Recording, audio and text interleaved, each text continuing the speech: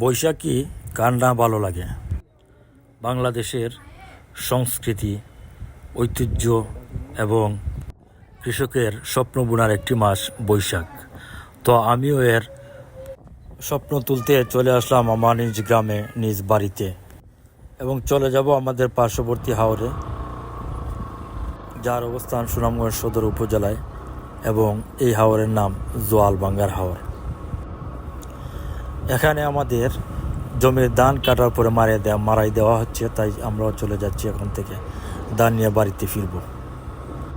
আর এই সোনার ধানকে আমি স্বপ্ন বলে আখ্যায়িত করলাম, তাই স্বপ্নকে আনতে যাচ্ছি আমাদের পার্শ্ববর্তী হাওরে। গতকাল রাতে বৃষ্টি হওয়ার কারণে রাস্তাতে কিছু কাদা জমেছে, আর না হওয়ায় রাস্তাটা শুকনোই থাকার কথা। তো অবশেষে চলে আসলাম আমাদের সেই কাঙ্ক্ষিত ফসল তুলতে। এসে তো এখানে দেখি বিরাট অবস্থা। আমাদের বড় ভাই আজহারির ভাই, উনি ধান মাপতে ব্যস্ত সময় পার করছেন। আমাদের বাগের, ওনার বাগের এবং যারা ধান কেটেছে তাদের বাগের আলাদা আলাদাভাবে উনি মাপ দিয়ে দিচ্ছেন। এবং এখানকার যে পরিবেশটা এত সুন্দর, যা আসলে সবাইকে বিমোহিত করবে। অসম্ভব সুন্দর প্রকৃতি এবং সুন্দর একটি দিন ছিল। আবার একদিকে ধান মাপা হচ্ছে এবং অন্যদিকে আমাদের ওই যে আঞ্চলিক ভাষা, ওটাকে ট্রলি বলে, ট্রলিতে বস্তা বোঝাই করা হচ্ছে বাড়িতে নিয়ে যাওয়ার জন্য। একজন প্রবীণ কৃষক আজহারুল ভাই, ওনার কর্মকাণ্ডে আমরা আসলে খুবই আনন্দ এবং উপকৃত হই।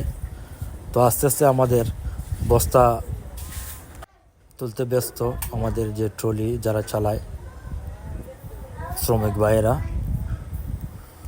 আর আমাদের এলাকায় এই যে মালবাহী পণ্য টানার জন্য এই ট্রলিগুলোই বেশি ব্যবহৃত করা হয়। মাঝে মধ্যে গরুর গাড়ি ছিল, কিন্তু এখন নাই, কিছু ঘোড়ার গাড়ি আছে। তো আমরা আসলে ট্রলি দিয়েই, মানে ট্রাক্টরের মাধ্যমে যে ট্রলি তৈরি করা হয়, ওটা দিয়ে আমরা মাল বা যে কোনো পণ্য টানতে বেশি ব্যবহার করা হয়। তো দেখতে দেখতে দিনের অবস্থা কিছুটা খারাপ, খুব বেশি বাতাস এবং বৃষ্টির সম্ভাবনা।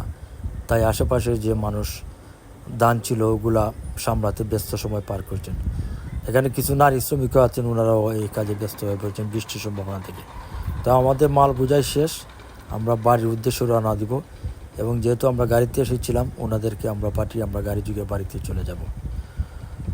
এদিকে আমরা আজহারুল ভাইয়ের কাছ থেকে বিদায় নিয়ে আজকের মতো এখান থেকে আমরা চলে যাব। হয়তোবা নেক্সট কোনো দিন আবার যদি ধান কাটার পর মারাই করা হয়, আমরা আবার ফিরব সেই হাওরে। সে পর্যন্ত আজহারুল ভাইয়ের কাছ থেকে বিদায় নিয়ে আমরা চলে যাব বাড়িতে। আর বাড়িতে আনার পরে আমরা আবার ধান শুকানোর জন্য ধানগুলো মেলে দিলাম। তো আজ এ পর্যন্তই।